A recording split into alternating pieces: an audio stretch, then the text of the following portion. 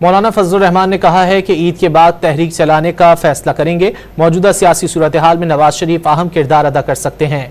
इस्लामाबाद में सहाफ़ियों से गुफ्तगू करते हुए मौलाना फजलुर रहमान का कहना है कि वज़ीर आज़म, सदर और वज़ीर दाखिला अहल नहीं है।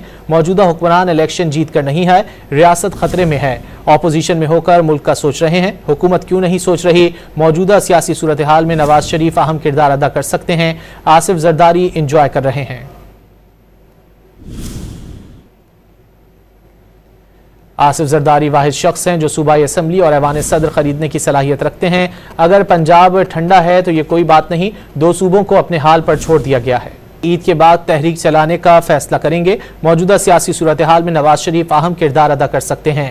इस्लामाबाद में सहाफ़ियों से गुफ्तगू करते हुए मौलाना फजलुर रहमान का कहना है कि वज़ीर आज़म, सदर और वज़ीर दाखिला अहल नहीं है। मौजूदा हुक्मरान इलेक्शन जीत कर नहीं है, रियासत खतरे में है। ऑपोजिशन में होकर मुल्क का सोच रहे हैं, हुकूमत क्यों नहीं सोच रही। मौजूदा सियासी सूरत हाल में नवाज शरीफ अहम किरदार अदा कर सकते हैं।